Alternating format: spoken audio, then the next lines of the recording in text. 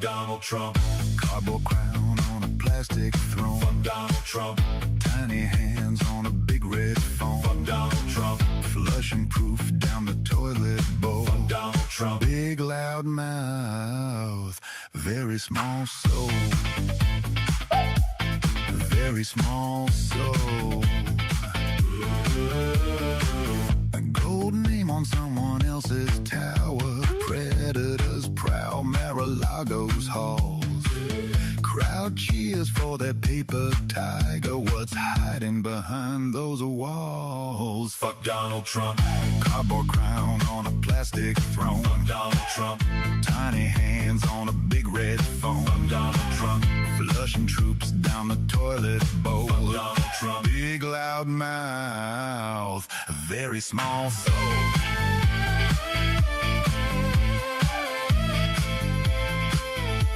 Very small soul. How did we get here? Lies on the screen, lies in a loop, laugh track machine. You shout, great again. He counts the cash, he lights the flame. You eat the ash.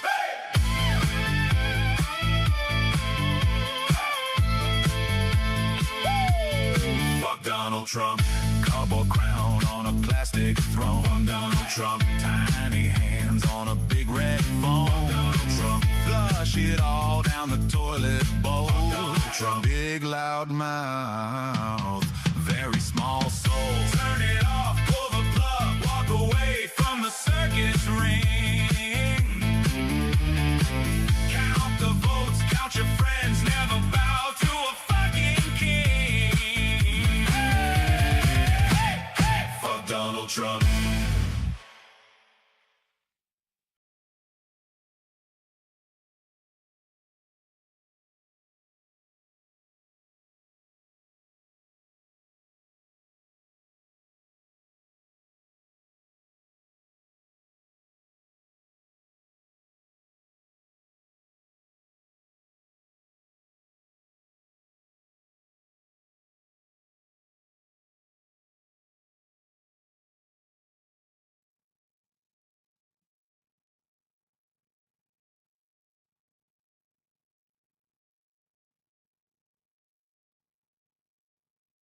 I'm way behind.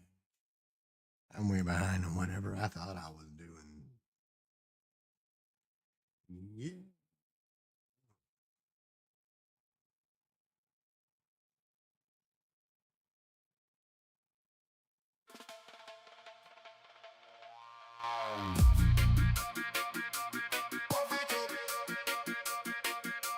Roll it up.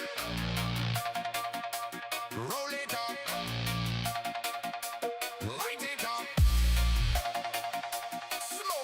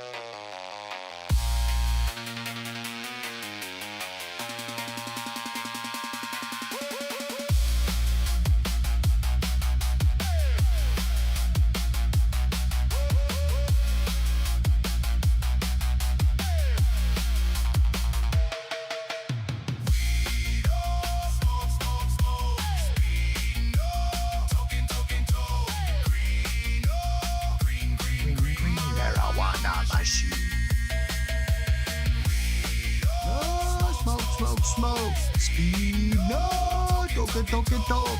Green, no, green, marijuana machine. Puff it up. Roll it up, light it up. Smoke it up. System High. terminator.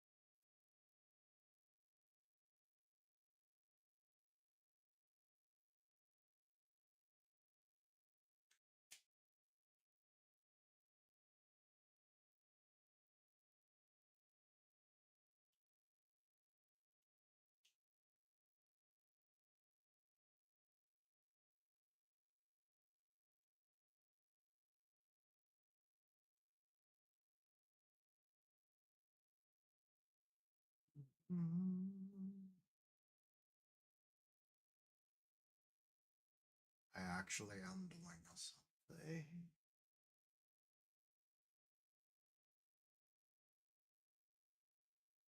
I have something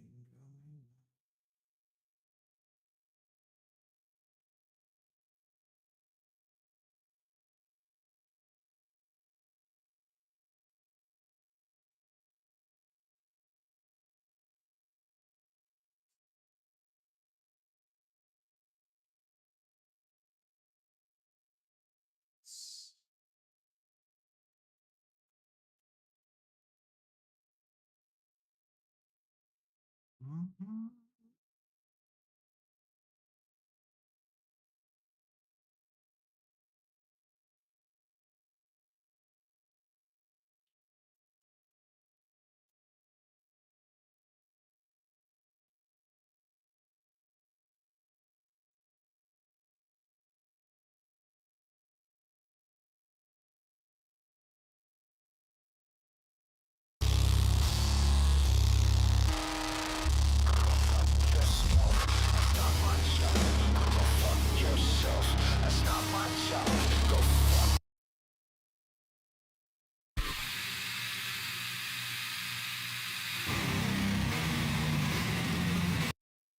Mhm.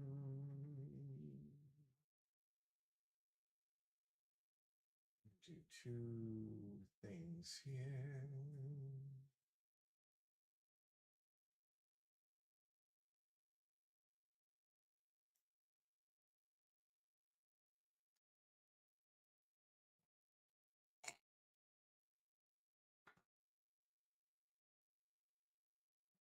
It seems like I'm just fucking off right now, but I'm actually doing something.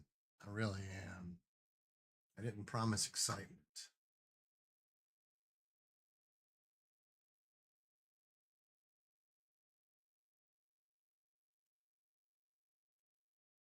That.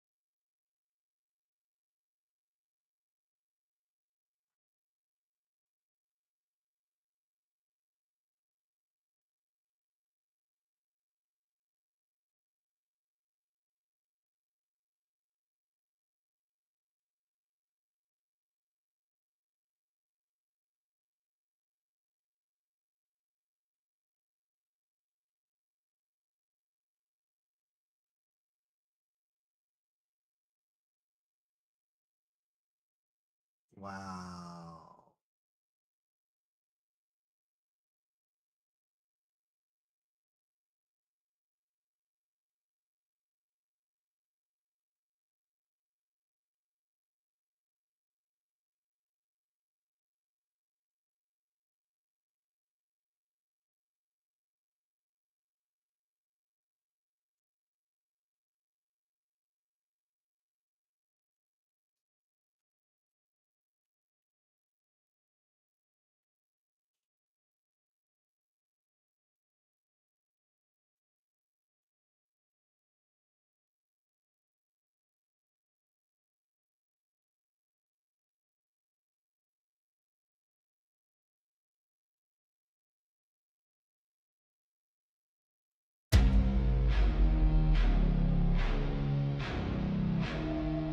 Go fuck yourself, that's not my job.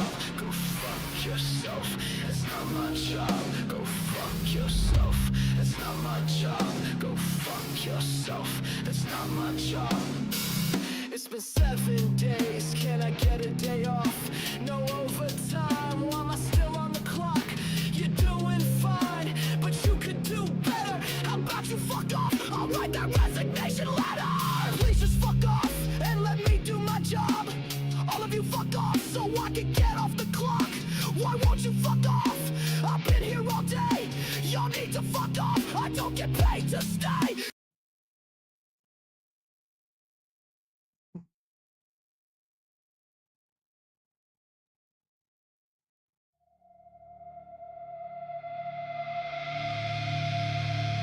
Go fuck yourself, that's not my job. Go fuck yourself, that's not my job. Go fuck yourself, that's not my job. Go fuck yourself, that's not my job.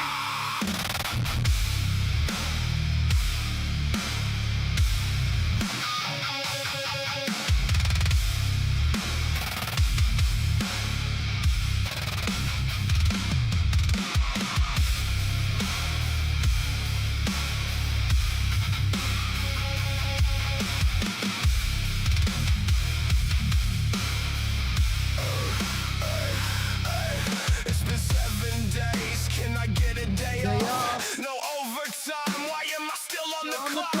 You're doing fine, but you can do better. How about you fuck off? I'll write that resignation letter. Please just fuck off and let me do my job. All of you fuck off so I can get off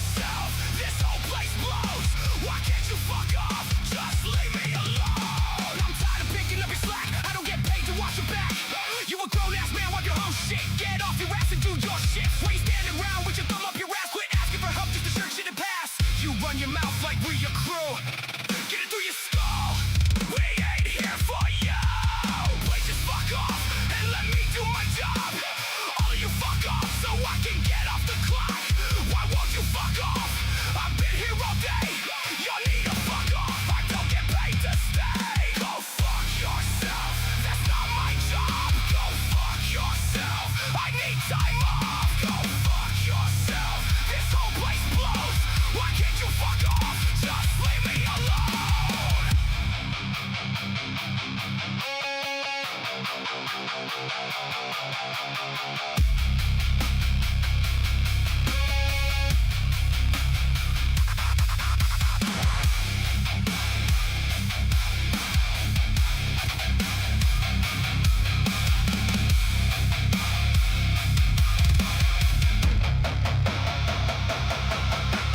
running 3 stations, can't get no help.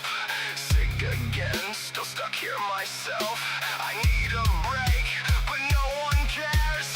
Doing your job and mine ain't fair.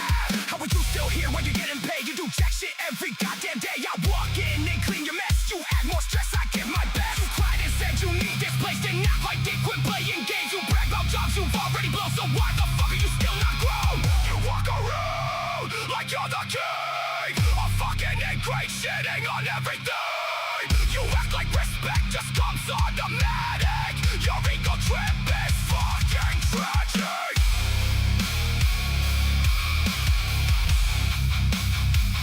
Go fuck yourself. Get a new job. Go fuck yourself. You fucking slob. Go fuck yourself. You ruined this gig. Why can't you fuck off? You lazy prick. Go fuck yourself. Go fuck yourself. Go fuck yourself.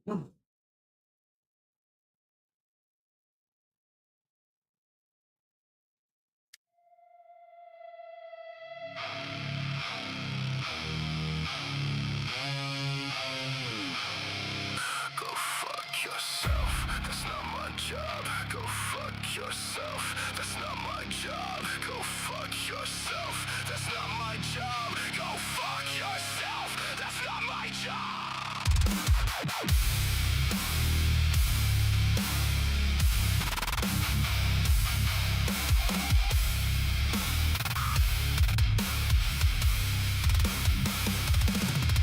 It's been 7 days, can I get a day off? No overtime, why am I still? Go fuck yourself, that's not my job. Go fuck yourself, that's not my job. Go fuck yourself, that's not my job. Go fuck yourself, that's not my job.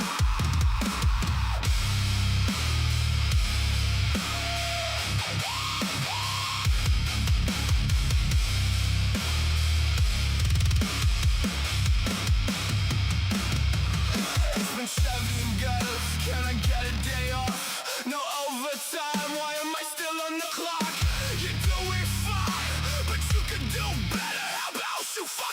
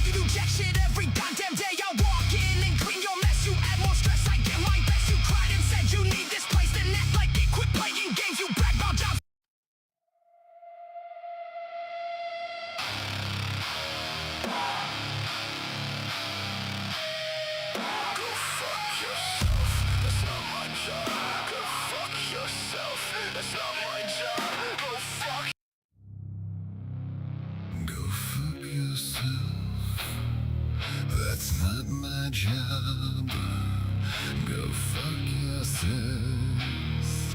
That's not my job. Go fuck yourself. That's not my job. Go fuck yourself. That's not my job.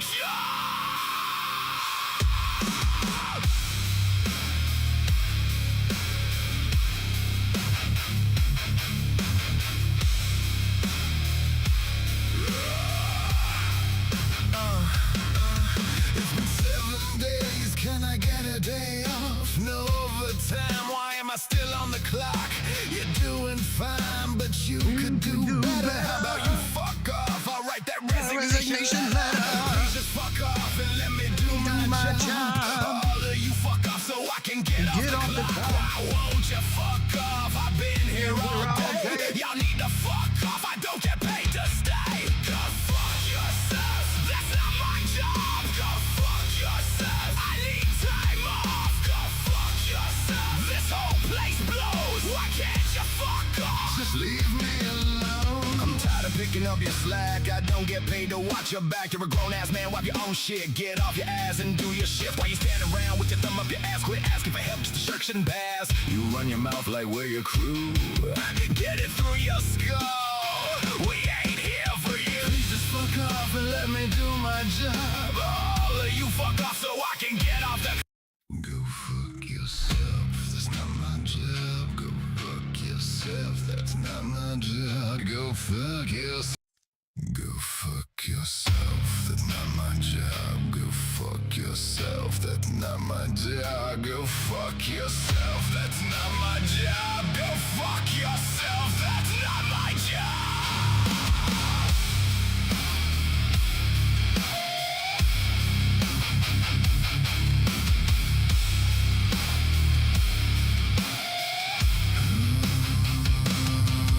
It's been 7 days, can I get a day off? No overtime, why am I still on the clock? You're doing fine, but you could do better. How about you fuck off? I'll write that resignation letter. Please just fuck off and let me do my job. All of you fuck off so I can get off the clock. Why won't you fuck off? I've been here all day. I need to fuck off, I don't get paid to stay. Go fuck yourself, that's not my job. Go fuck yourself, I need time off. Go fuck yourself, that's not my job. Go fuck yourself.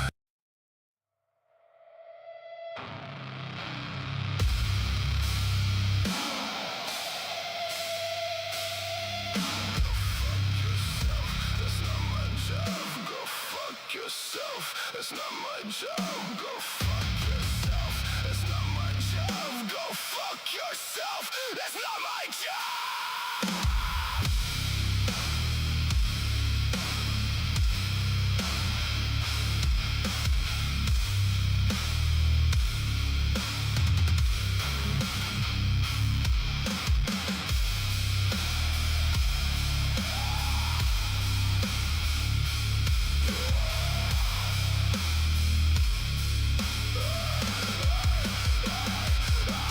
It's been 7 days, can I get a day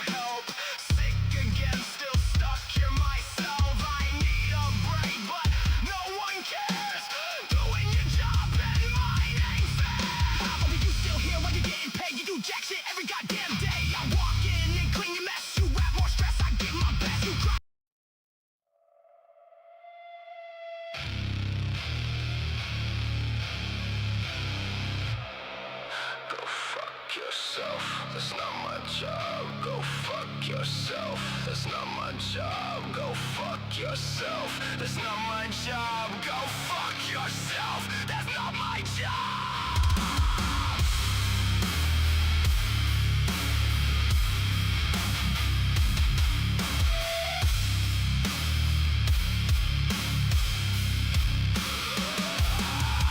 It's been 7 days, can I get a day off?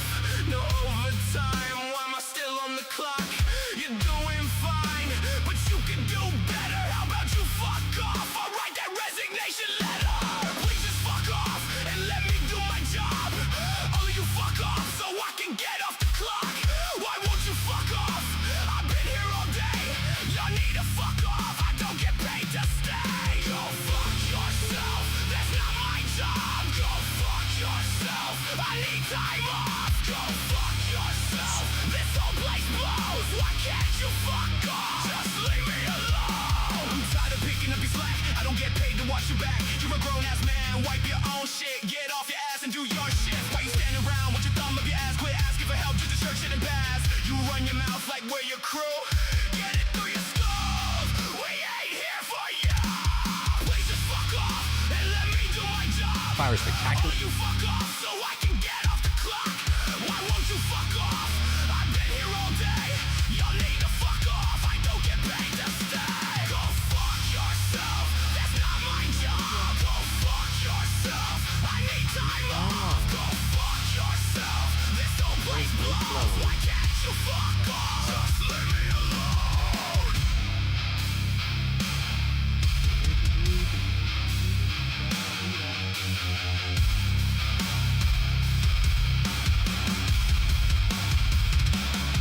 I'm running 3 stations, can't get no help. Sick again, still stuck here myself. I need a break, but no one cares. Doing your job and mine ain't fair.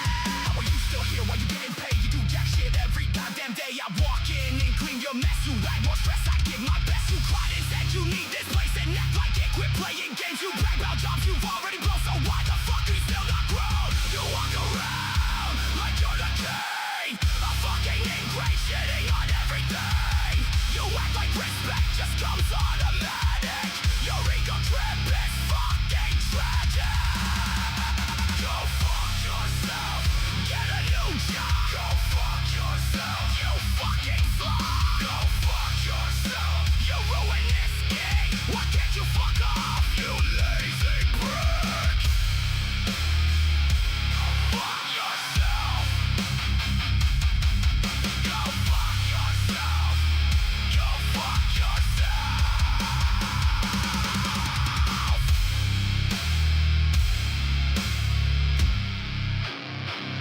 Go fuck yourself.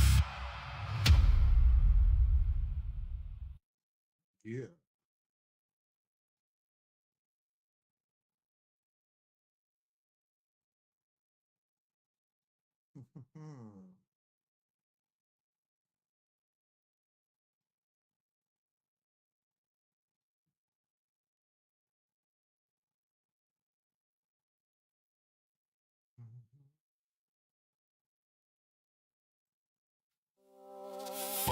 Fuck all the way up.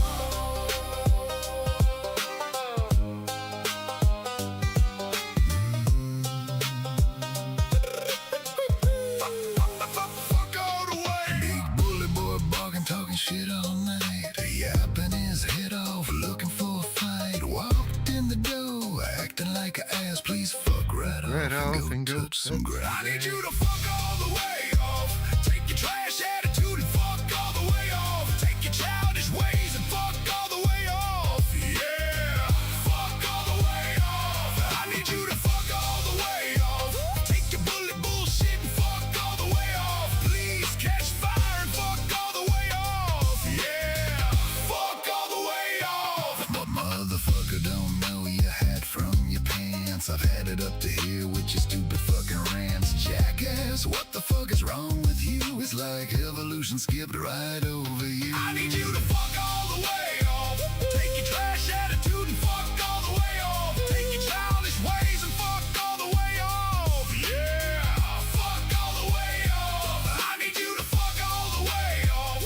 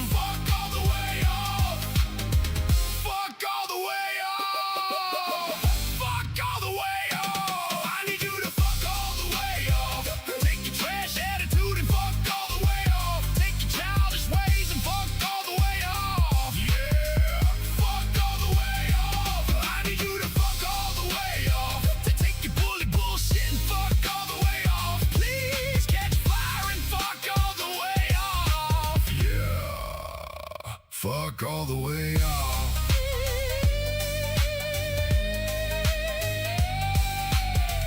Fuck away, fuck alone, fuck the rest of this song. Fuck ego, fuck you, fuck everything about you.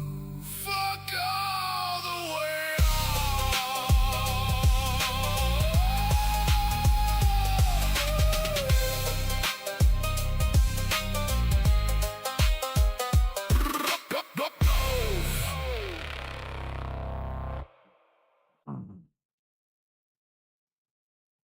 Particularly tonight, but it's really close right now. Tucker Carlson is so sorry, and we're all about to read the Bible together. That is just a teeny taste of what we're about to dive into. But let's start with Trump's scheme to hold on to his majority in Congress, even though he is polling so horribly. And all of this, of course, stems from last summer. Trump urged Republicans to redraw the congressional maps for him half a decade ahead of schedule. We have an opportunity in Texas to pick up 5 seats. We have a really good governor, and we have good people in Texas. And I won Texas. I got the highest vote in the history of Texas, as you probably know.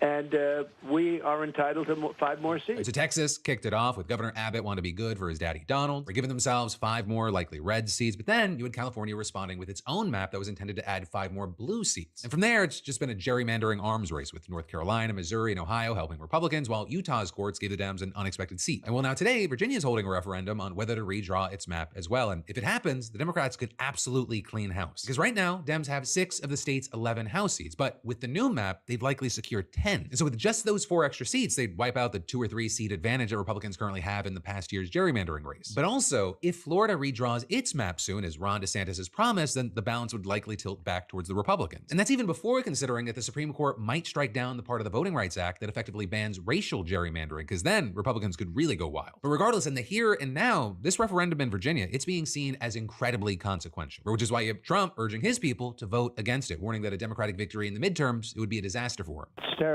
It is true, John. It's nobody's ever said anything like it. It's so unfair. They even say it's unfair. They say, oh, they'll do it once and maybe they'll go back to what it was. The whole thing is ridiculous. If the Democrats, look, if they get additional House seats, at some point, if they get these additional seats, they're going to be making changes at the federal level. But also, I'll say it's increasingly unclear how much his word even matters, even to his supporters. Right? Because one by one, we've seen some of his most ardent cheerleaders defecting. We're talking people like Marjorie Taylor Greene, Candace Owens, Alex Jones, Tucker Carlson. Also, speaking of which, Tucker, who recently suggested that Trump might be the Antichrist, he's now essentially calling the president a little bitch. Maybe it's inevitable that you get, once the patriarchy has been overthrown, as it has been, Yes. you get a president like this, who's emotional, all about himself, is perpetually the victim. Right, and so that's from his most recent episode with his own brother, Buckley Carlson, who recently quit his job as J.D. Vance's deputy press secretary and is now speaking out against Trump. This guy has failed in his responsibility. He is disdainful towards the American people. He's disdainful towards the people who put him in office. The only people he's been loyal to are the neocons and his donors. You and I and everyone else who supported him, you wrote speeches for him, I campaigned for him. I mean, we're implicated in this for sure. Yes. It's not enough to say, well, I changed my mind, or like, oh, this is bad, I'm out. It's like, in very small ways, but in real ways, you and me and millions of people like us are the reason this is happening right now. You know, we'll be tormented by it for a long time. I will be. And I want to say I'm sorry for misleading people, and it was not intentional. That's all I'll say. Now, a big thing to remember with Tucker Carlson is that while, they're upset about a couple of issues that Democrats can get on board with, or things like Iran and the Epstein files, their primary complaints seem to be that Trump is not extreme enough. We're saying that he didn't crack down hard enough on the BLM protests, he didn't stick up for the incarcerated January 6 defendants during the Biden years, he didn't prosecute corrupt Democrats aggressively enough, he didn't investigate who really shot Charlie Kirk, and never jumped on board the anti-vax train. You didn't take the vax, but Trump did, and encouraged everyone else to take it, and then never apologized, even when it became clear that the vax had killed hundreds of thousands of people around the world. It was poison. Yes. Look at the cancer rates, look at the fertility rates, like everything about it was a bioweapon aimed at us. Yes. And Trump didn't apologize for that. He, to this day, will still talk about the success of Operation Warp Speed, which allowed these things to come to market, which allowed the. You know what he said to me? I pharmaceutical actually raised it with him because I'm so upset about it. But he did the same thing he did on the Iran war. When I talked to him about the Iran war, you say, well, like, this is hurting all these people. He's like, you don't believe in the polio vaccine? Like, that was a good vaccine, don't you think? It's like, I guess I believe in the Pope. I don't know. I mean, but that's not what we're talking about. It's like, what does that have to do with it? You mentioned Iran. He's like, do you think they should have nuclear weapons? No, I don't think. I'm not for nuclear weapons in general.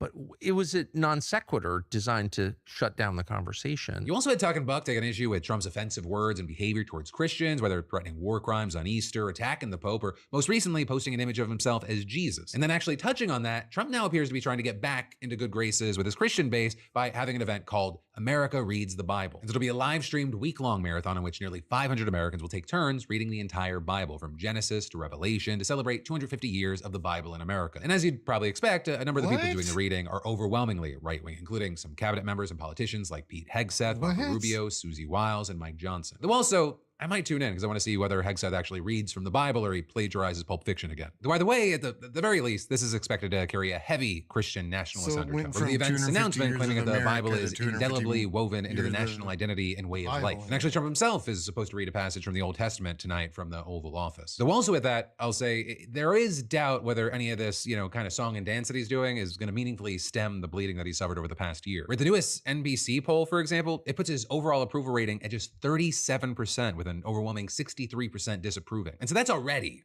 horrible. But then it gets even worse for him when you break it down by how strongly people feel. Only 20% said they strongly approve and 50% strongly disapprove. And it used to be 40% strongly disapprove and 25% strongly approve. So that gap, it's now double the size, widening from 15 points to 30. And then also, when it comes down to specific issues, the numbers don't get any better. Or with only 32% giving him good marks on the economy, either strongly or even somewhat, while 52% strongly disapprove. And then as far as the war in Iran, 33% approve and 54% strongly disapprove. And so now, compared to, just 1 year ago, the percentage of folks who say that the country is on the wrong track, it's bumped up from 60 points to 67 points. But then also, interestingly, while a lot of people are talking about Trump's popularity cratering, you're then also seeing people looking at one of his supporters now turned critic who's ridden the anti-Trump wave to a surprising amount of wealth and influence. Let's talk about Nick Fuentes. Because the Washington Post just published a pretty striking analysis of how Fuentes, one of the most extreme far-right figures online, has been able to make massive amounts of money despite being banned from nearly every mainstream and even some non-mainstream social media platforms. Because Fuentes has become one of the biggest streamers on Rumble. Since joining, he's hosted more than 700 streams, gained nearly 700,000 followers, and racked up over 100 million video views just there. But because he has no sponsors and no traditional monetization, he relies almost entirely on super chats, those paid donations that pop up on screen during a live stream. So the Post, they analyzed over 1,400 hours of his streams, and they used AI to count those donations as they appeared in real time. And their findings were that since Trump took office in January of last year, Fuentes has received nearly $900,000 from roughly 11,000 donors just there. And since July, they say that he's been pulling in at least $60,000 a month. Though what was interesting to me is that nearly half of that revenue came from just the top 5% of donors. More than $400,000 came from just that small group. And then as far as the rest, it was smaller donors, mostly given $30 or less. Also, it is worth noting that, most donors are anonymous. So, one person could actually be giving from multiple accounts, or multiple donors could be sharing a username. But still, the pattern was clear enough. And notably, the donation spiked during moments of political crisis or violence. They surged last summer during the protests over Trump's immigration policy, though I will say that the single biggest boost came from his appearance on Tucker Carlson's podcast, which, as we covered, ignited a full-scale MAGA civil war. Some slammed Carlson for platforming Fuentes, others defended the interview as necessary because they argued Fuentes represents a real and growing faction of the political base there. And in the month after that interview, Fuentes' super chat revenue soared to $100,000. That was a big moment. He's still profiting. His average monthly donations are up 10% since that appearance. But then also, super chats aren't his only income stream. But he also runs $100 a month subscriptions to a private chat room where he interacts with fans and he sells merch. But really, this story stood out to me not because, it's a story about one guy's bank account, but rather, what's happening around him. Because for years, the assumption in a lot of mainstream conservative circles was that Fuentes' views, they were just so extreme that they'd isolate him. His audience, it would just fizzle out. The platform bans, the social stigma would just push him into irrelevance. But that assumption, it's wrong. In addition to the left, he's been shunned by mainstream conservatives and MAGA Republicans. Fuentes has also turned on Trump. He's told his fans that the GOP should be purged and burned to the ground, and he's encouraged them to vote against Trump-backed candidates to pave the way for honestly something more extreme. And seemingly, despite all that, or maybe even because of all that, his following's grown. It's why you have experts saying that the super chat numbers, they show he has real staying power, and they also give him a financial incentive to keep building that audience. And, the idea that Fuentes represents a real voice within the American right, it's been validated by some pretty major figures. Tucker Carlson hosted that interview that sent his numbers through the roof. Alex Jones had him on earlier this year. Megyn Kelly, who once called him crazy, has since said that she understands why people find his messaging valuable, calling him very interesting and very smart. And Elon Musk, he reinstated him on Twitter, handing him a massive platform again. And while, there's still plenty of opposition across the political spectrum, and even the people who have given him platforms often try to distance themselves from specific views that he holds, the point is that the door that was supposed to be shut, it keeps getting open. And then also every time it does, the numbers go up. And of course, connecting this to even more, all of this is playing out as another front in the ongoing MAGA civil war. On one side, you have more establishment Republicans worried that letting figures like Fuentes set the agenda is going to alienate moderate voters and open the door to platforms that embrace explicit racism, sexism, and homophobia. But on the other hand, you have people arguing that Trump, he's already normalized extremism, that he's already cleared the path. So trying to wall Fuentes off is both too late and dishonest about where the base actually is right now. And the money that Fuentes is pulling in, the numbers that he pulls in, it's evidence that there is a real faction of the base that can't be written off. So really, to me, I think the big question is, does this online following ever translate into actual political power? And there, you definitely have the expert split. Some argue that, going viral and building a digital fandom, it doesn't automatically mean real world influence. The idea being that Fuentes is good at the internet, but that doesn't translate to election policy. But others, they strongly disagree. If you look at other countries and what's actually happening in the streets, I mean, like, okay, look at Laura Loomer, for example. Look at Laura Loomer.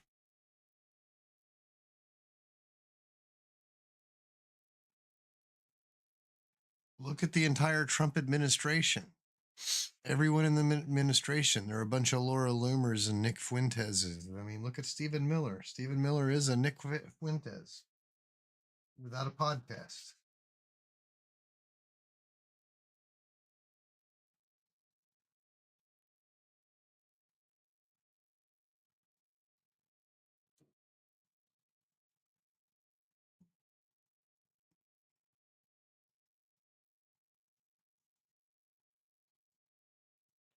So, but the reason I'm specifically saying, look at Nick Fuentes and Laura Loomer, have they not both been in the White House? Flown on Air Force One? Been in the president's inner circle?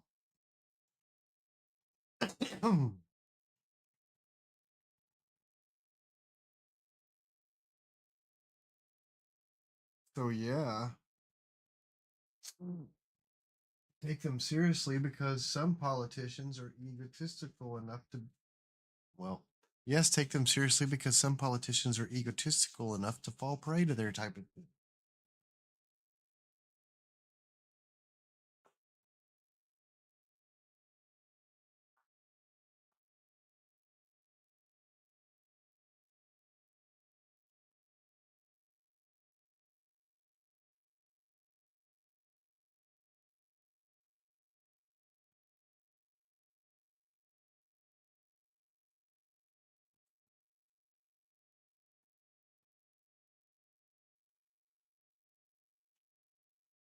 You don't have to take their message seriously, but take their presence seriously.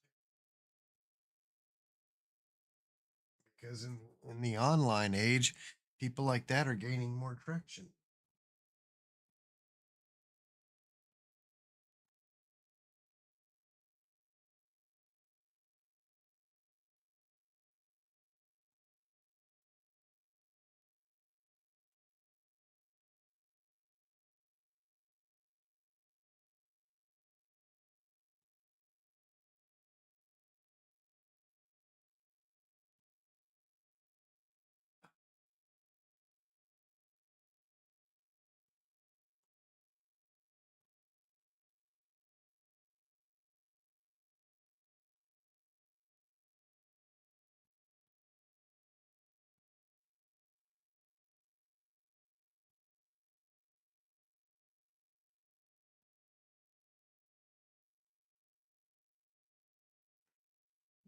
Mhm.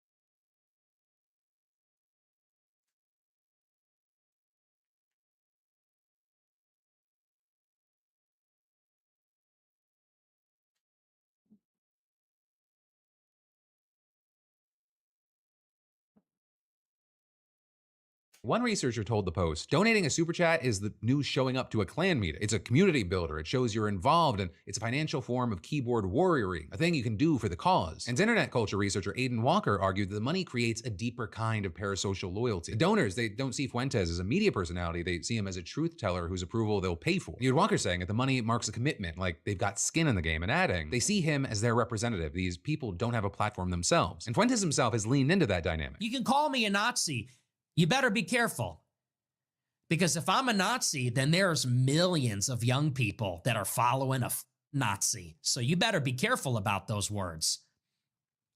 You're saying I'm a Nazi, I'm a monster.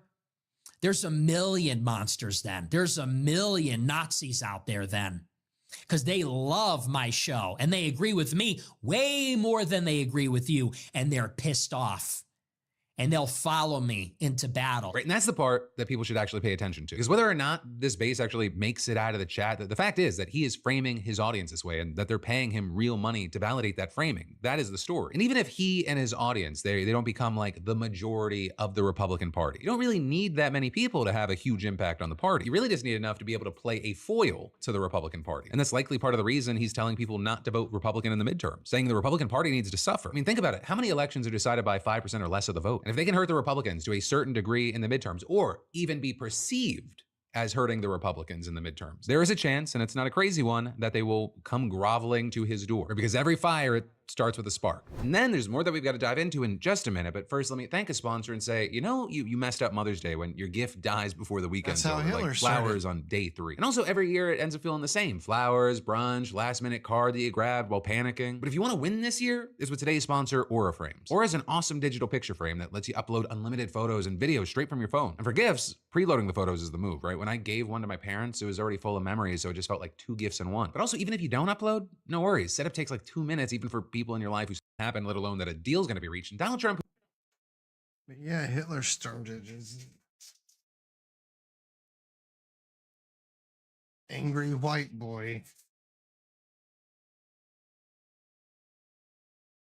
screaming to anyone who would listen about how unfair.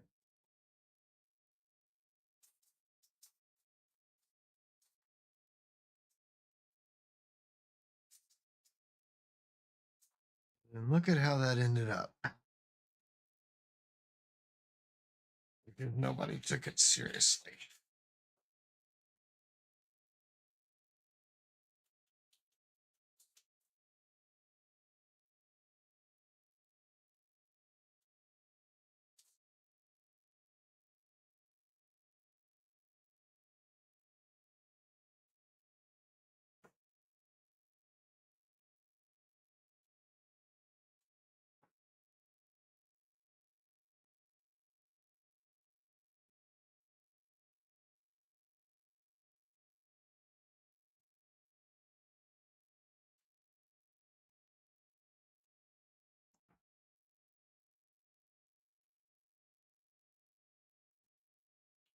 That's why the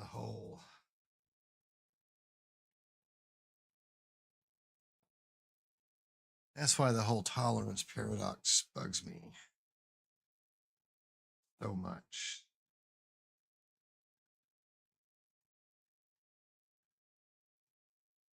Because it comes down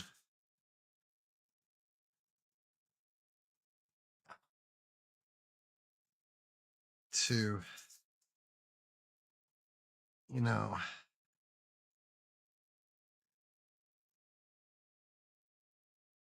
oh, you've got to welcome them in. Oh, you got to forgive and forget.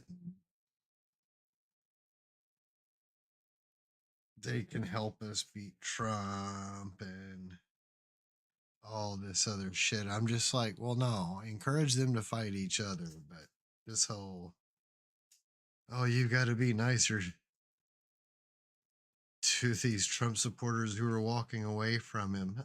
No. Just because they're turning on Trump doesn't mean they suddenly became good people.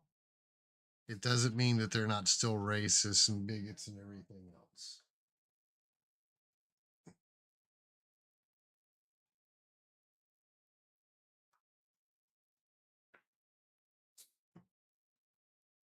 You let those people in, you invite doom.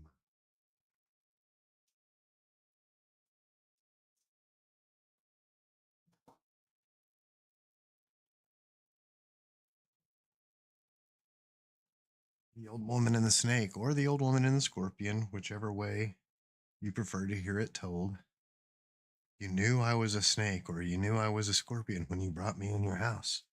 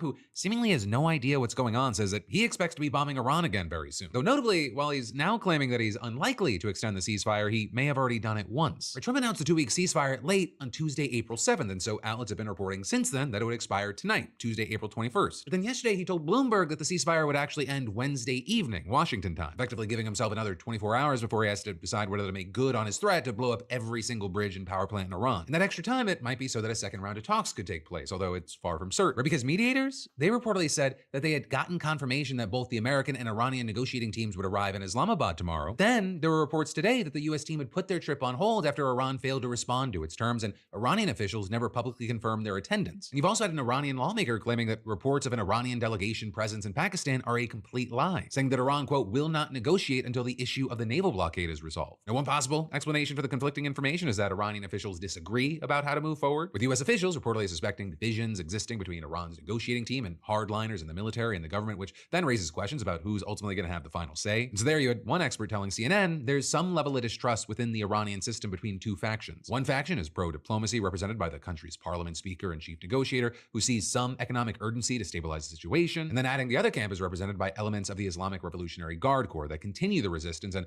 the war, who are quite ideological and not interested in getting a deal with the US. Then, of course, on the US side, there's also been disagreement. Right in the first round of talks, for example, the US delegation asked Iran to agree to a a 20-year pause on all nuclear enrichment. And while Iran would only agree to 5 at first, it's since reportedly offered to bump it up to 10 years, with it then followed by another decade during which it would only enrich to levels well below weapons grade. But then also, Trump has said that he was against even his own negotiating team's initial 20-year offer, and he wants Iran to agree to a permanent ban. And he repeatedly claimed at the end of last week that Iran had caved, saying the other side had agreed to an unlimited suspension of its nuclear program and the handing over of its stockpile of enriched uranium. You had Trump writing on social media that the talks should go very quickly and that most of the points are already negotiated, and even telling some outlets that the talks would take place and a deal would be finalized by the end of the week. But you then had Iranian officials publicly rejecting Trump's claims. Very notably, some administration officials have reportedly said that Trump's comments have actually been incredibly counterproductive, moving them further and further away from a deal that had seemed close, with one reportedly telling CNN the Iranians didn't appreciate POTUS negotiating through social media and making it appear as if they had signed off on issues they hadn't yet agreed to and ones that aren't popular with their people back home. Then it also gets worse from there, because apparently Trump not only doesn't know what the hell's going on with these negotiations, he doesn't even know what country his chief negotiator is in at any given time. He told reporters on Sunday morning that JD Vance wouldn't participate in upcoming talks due to unspecific security concerns. But at the same time, 2 different senior administration officials were appearing on TV and saying that Vance would be leading the delegation. And then yesterday you had Trump telling the New York Post that Vance was in the air and he'd be landing in Pakistan soon. But then just about an hour and a half later, Vance's motorcade with the vice president inside pulled up to the White House. Also, Trump's given conflicting answers about whether he would extend the ceasefire. In fact, last week in a single round of Q&As with reporters, he was asked 5 times whether he would extend the ceasefire, and he gave 3 different answers. First responding if there's no deal, fighting resumes, then answering if we need to, I would do that, and finally saying, we'll see, I don't know that we'll have to, ideally we won't. Though today, I will say, he suggested that he was leaning toward the first option. I expect to be bombing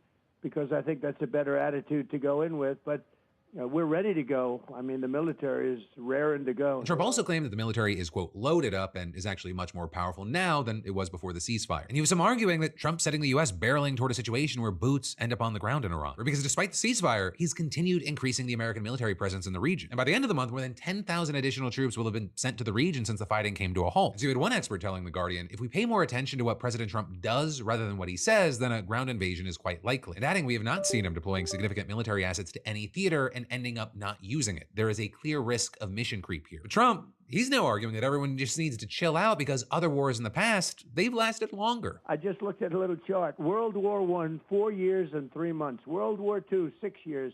Korean War, 3 years. Vietnam, 19 years. Iraq, 8 years. I'm 5 months. Okay, 5 months. I would have won Vietnam very quickly. And then with that, you had him claiming that he doesn't want to be rushed, saying that he wants to make a great deal and he has all the time in the world to do it, before then seemingly downplaying the loss of American life in this conflict. If you look at this, what we've suffered in terms of losses, we lost 13 men, and that's terrible. I wish we didn't lose one. But if somebody would have said, we've done this and obliterated that country, obliterated it, and we lost 13 men, people would have said, that's not possible to have done that. It's not possible. Right. So we've done a great job, and I don't want to be rushed by people that are really treasonous as far as I'm concerned. And as far as who he sees as treasonous, he called out House Minority Leader Hakeem Jeffries for his opposition to the war. He's a totally low IQ person, and he's always ranting and raving, oh, this war is so terrible, terrible. They shouldn't be saying that when we're in the midst of a negotiation, because it does hurt us somewhat. It gives the other side some hope.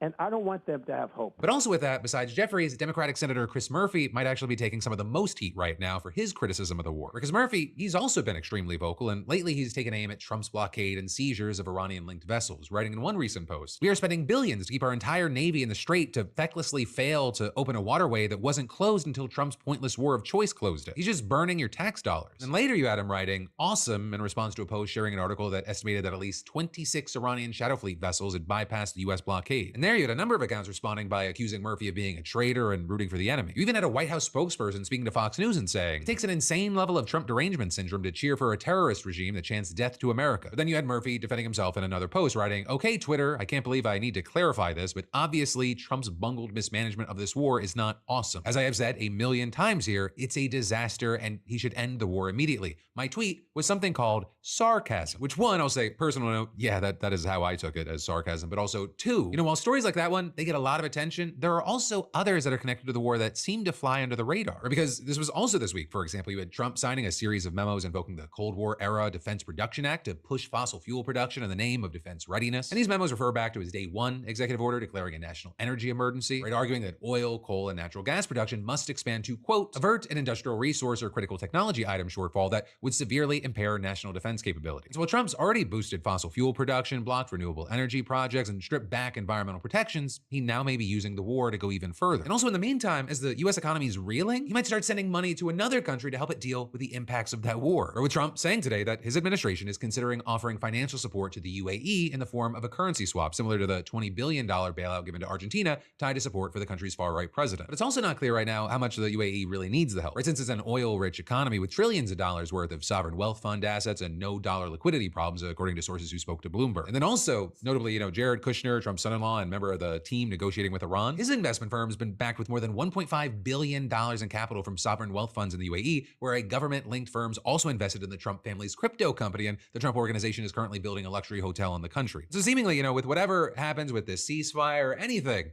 that happens, the pain that's felt, the people that die or are maimed, what seems to be clear is that the rich, they're just gonna keep getting richer. And then there's more that we've got to dive into in just a minute. But first, let me thank a sponsor and say, imagine getting a message that says someone you love was just in an accident. But then one click later, your entire phone's compromised. Because seriously, that is a real scam right now. Cybercriminals are sending fake accident alert messages, and when you click the image, it installs malware that can access your apps and drain your bank accounts. So yeah, maybe, don't click everything that gives you a mini heart attack. Unless, of course, that thing is the Philip DeFranco show. But really, all of this, it's yet another reason to have today's sponsor, NordVPN. Right, Nord's not just about privacy anymore. It also helps protect you from this exact kind of stuff. Their threat protection feature, it can block malicious links, shady downloads, and dangerous websites before they even hit your device. So if something sketchy shows up, like a random urgent message trying to get you to click, Nord can help stop it before it becomes a problem. It also, I'll say, helps you keep your data private, hides your IP address, and secures your connection, especially when you're on public Wi-Fi, which is great because at this point, scammers are getting way too good at making things look real. So if you want to protect yourself and your data, just scan that QR code or go to nordvpn.com/Phil to get an exclusive discount on a 2-year plan, plus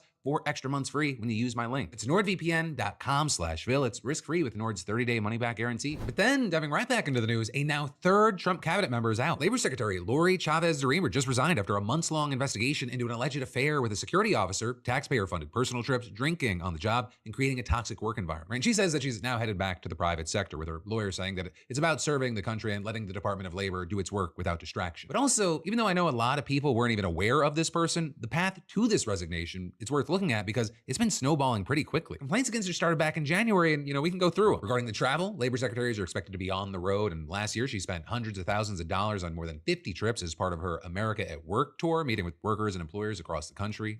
That's the job. But reports say that she had personal ties to at least 10 of these stops, scheduling short work events and spending the rest of the time visiting family and friends or partying. And while interagency investigators have reviewed evidence and spoken with witnesses, no conclusions have been publicly announced. Though at least her husband says that there isn't an ounce of truth to any of it. Then regarding the affair, complaints say that she had meetups with a mystery security officer toward the end of last year, one reportedly in Las Vegas while she was celebrating her niece's birthday. And while photos confirmed she was in Vegas, outlets like the New York Post said that they found no direct evidence of a hookup. And you had a White House spokesperson dismissing the allegations as coming from disgruntled former employees. Then regarding work environment, you had staffers describing it as toxic with hostile aides and a deeply demoralized staff. She also allegedly kept a stash of alcohol in her office and asked employees to bring her and another aide wine on at least one work trip. Though again, want to stress, nothing confirmed publicly yet. And whether or not any of this is ultimately proven, the fallout, it's already been substantial. Her chief of staff and deputy chief of staff were placed on leave when the allegations surfaced, and both eventually resigned. Also, the security officer that she allegedly had the affair with was placed on leave, and now she's out. Though her attorney insists that, the resignation has nothing to do with any legal wrongdoing, that she's just stepping down to let the Department of Labor function without distraction. One of the things that really makes this notable is that Chavez-DeRemer really wasn't supposed to be a controversial figure. She spent 20 years in local politics, city council member, mayor, House representative. She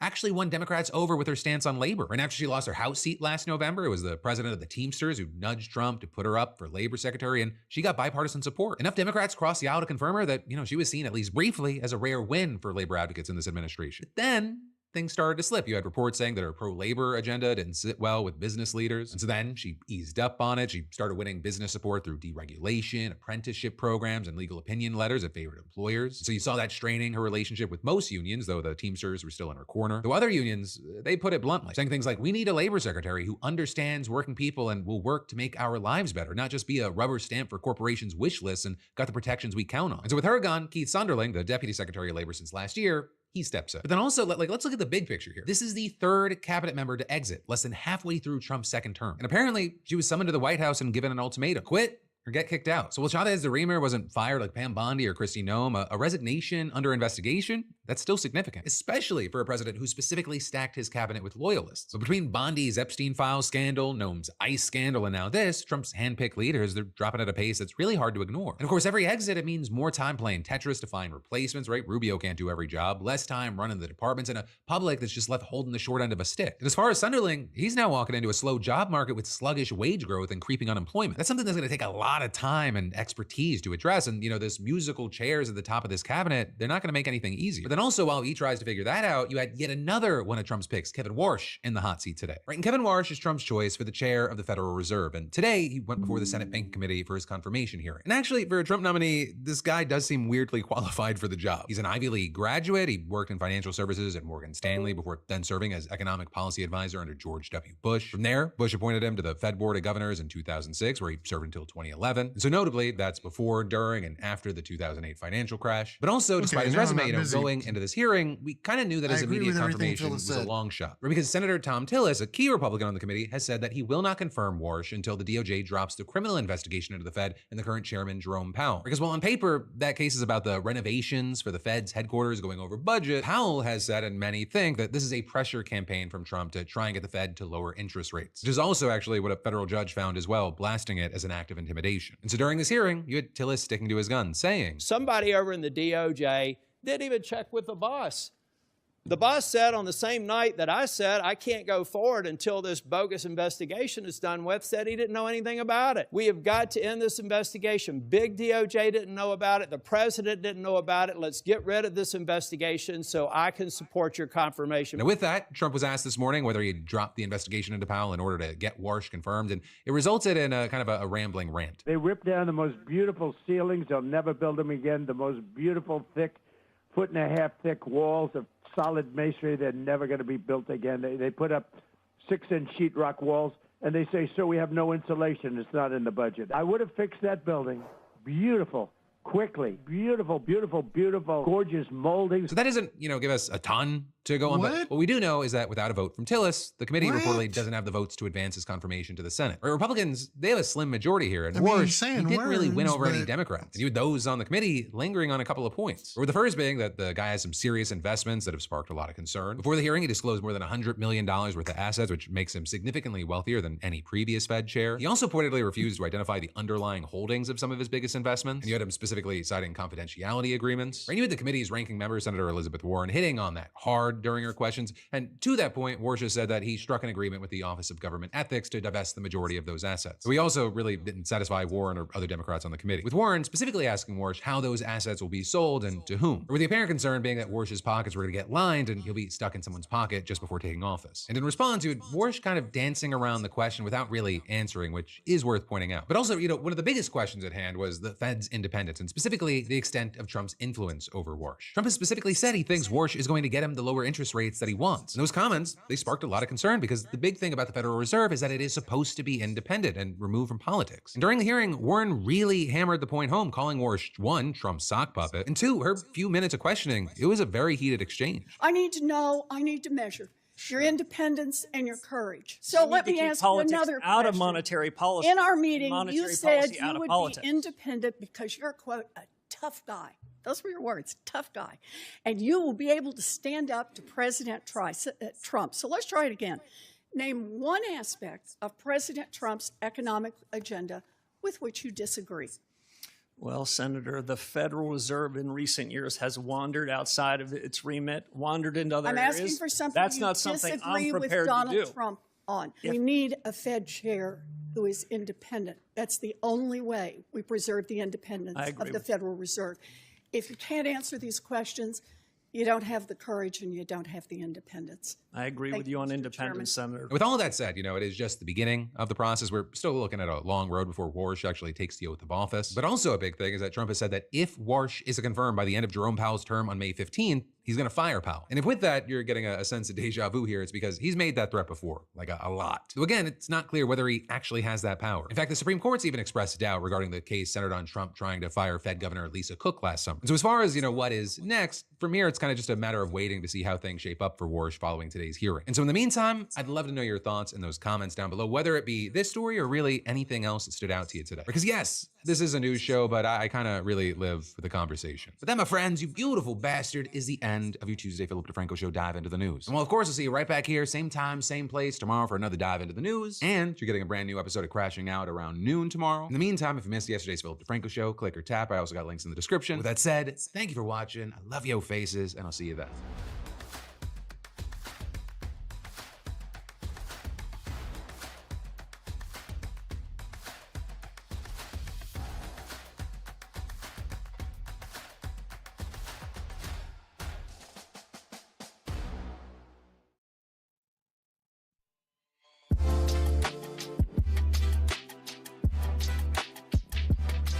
In the early 1990s, I mean, like insider trading needs to stop. And like, normally I hate generalizations, but everyone in the Trump administration just lies all the time. It's ludicrous. It's insane. They just constantly bullshit. Just bullshitting on top of bullshitting on top of bullshitting. It's crazy.